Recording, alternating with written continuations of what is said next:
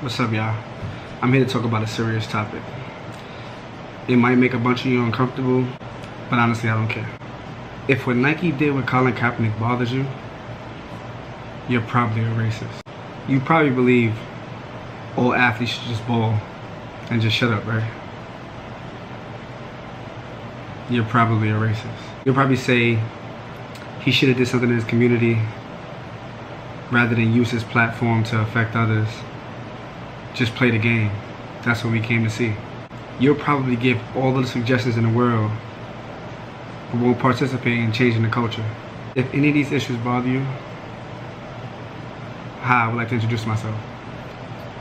My name is Matt Thomas, and you're probably racist. I'm the player that they talking about. You should pull the fucking trigger. Ooh, the trigger. Ain't nobody gonna do for you. Ooh, the trigger. Don't hesitate, just shoot. Hey, we're still here. So if you're still watching up to this point, you're probably interested or concerned about what I'm gonna say next. But first, let's work our way backwards. Let's start with the people that's burning their Nike shoes because they're representing Colin Kaepernick. What is this accomplishing? What are you trying to let society know about what you're doing? What has you so pissed off in such a distraught state that it makes you burn your clothing because Nike is representing a man that was willing to put his own self in a position to lose everything just to make a point? Let me guess. You don't like Colin because he's a rapist. Actually, he's not. Maybe you don't like Colin Kaepernick because he's abusive. Nah, he's not that either. Maybe because he's uneducated and he does nothing for the purpose. You can't say that either. Colin Kaepernick has donated over $1 million towards 24 different organizations, including with his protests. He's making a change.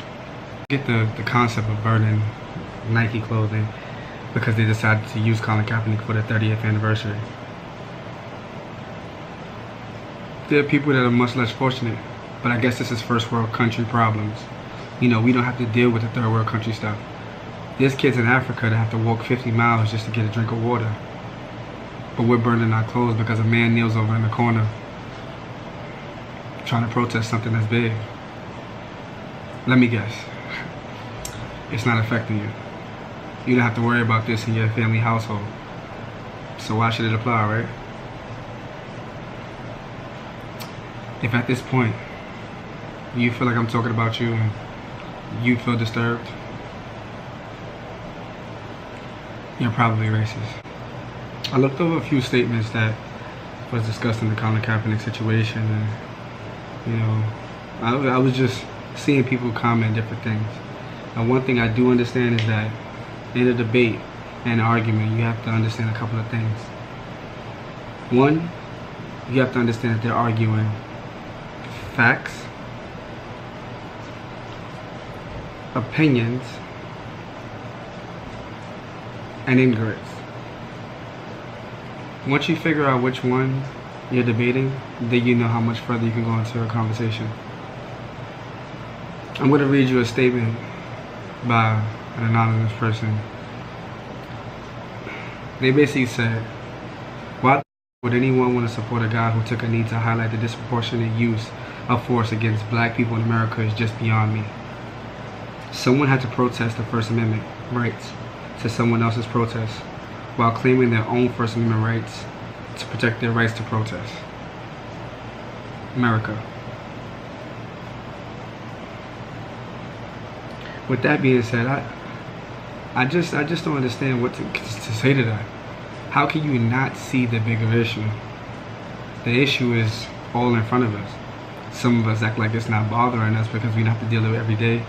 You know, our kids or our friends are that skin complexion, so you know we can look beyond it. But just turning your cheek doesn't really mean anything. A cop shoots an unarmed person.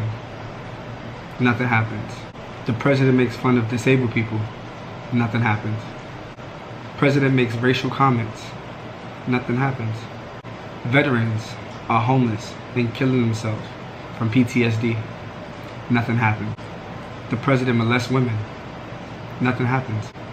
A football player uses the same freedom of speech that every other American has. Because he doesn't agree with how America consents to the murder of unarmed people of color, America wants his head on the stake. Not Flint, not Puerto Rico, not child sex trafficking, not the Catholic Church. A man that makes a change by standing quietly over in a game on one knee has you guys up in the uproar. If you morally think that those situations are less important than Colin Kaepernick, you're part of the problem. You know what has me shocked is, I wasn't alive during the Malcolm X time, Martin Luther King, and Rosa Parks. I didn't understand what they was doing, not until I learned in the history. But we're a part of a different era right now. And what Colin Kaepernick is doing, 30 years from now, he's gonna get praised for it. The funny thing to me is that Muhammad Ali was drafted into the war. He refused to go. He said, why would I go across waters to fight someone that I have no problems with, to come back to a land where I'm treated as if I'm not equal? He rejected getting drafted. He served time. He spent years in jail.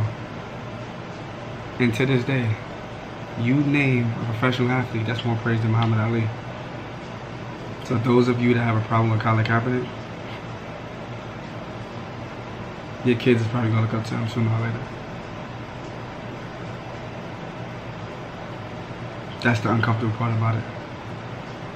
And there's nothing you can do about it. If any of what I have said bothers you, at this point you're probably you already know. That's the face you gotta make when people even think this topic is even debatable. It's crazy. Now let's make you a little bit more uncomfortable. You will boycott a shoe company over an advertisement, but won't boycott the Catholic Church for raping little kids for years and covering it up. Morally, that says a lot about you. Let me guess. You're okay with the separation of families. Although they're immigrants, you're okay with it. A father being separated from his family.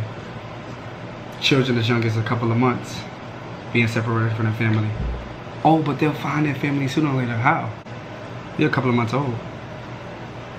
What does your father look like? What does your mother look like? The thing about it is that you don't understand that. Let me guess. These immigrants, they cause crime. They take up all the jobs that you probably still won't do. But let me ask you a question. If that bothers you so much, what about these crazy white kids that go into schools and shoot them up? That goes into movie theaters and shoot them up? What about the crazy white boys that goes into a South Carolina church during a prayer service and kills 9 African American churchgoers? I guess that goes over your head. That's not even the craziest part.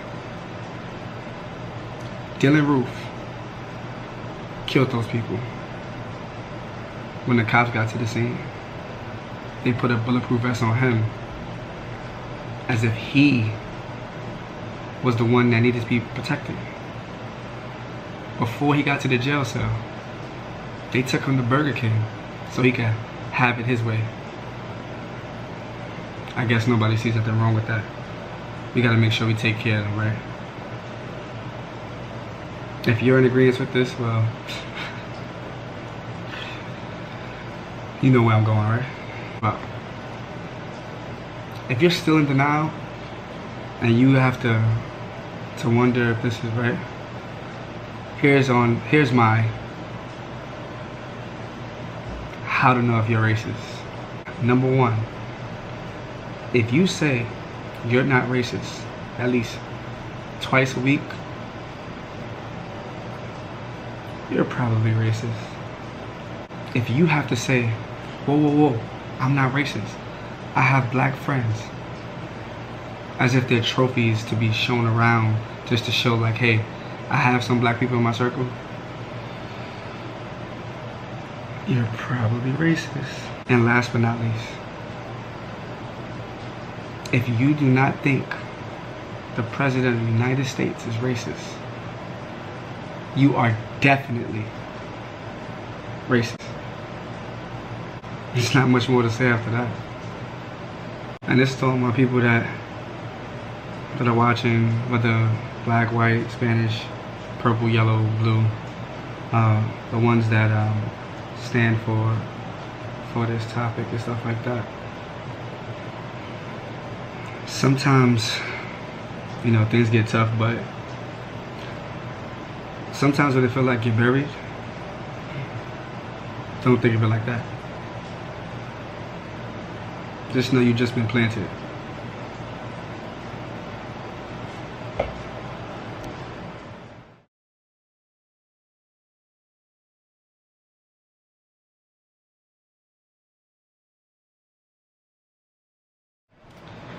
And for my last and final act, for all those that know, I'm a big Joker fan. So let's pretend this is my child. This is my baby. In my household, so around my child, I have pine cleaner, bleach, glass cleaner, and some Clorox. If my baby consumes any of these products, who would you hold accountable? Me. So let me ask you a question. If I remove these products and I bring in, let's say weapons, knives, hammers. I don't have a gun, so let's even add drugs, cocaine, and I bring this around my child. Who's to blame for it? Me. But let's say I'm not me and I'm the government, and I put this around my child. Is my child going to succeed? None of these products that you see around this baby right now was brought in by black people, by African American people, by Mexican, Spanish people. These things came somehow, somewhere. It sucks to suck, because the thing about it is like, well, you know, you guys are strong, you know, you got, stop using it as an excuse, rise above it, rise above it. A lot of people that I've known and I don't know have fallen victim to this situation. I am, and I am not, a product of my environment. Don't let that go over your head. This is what they don't see.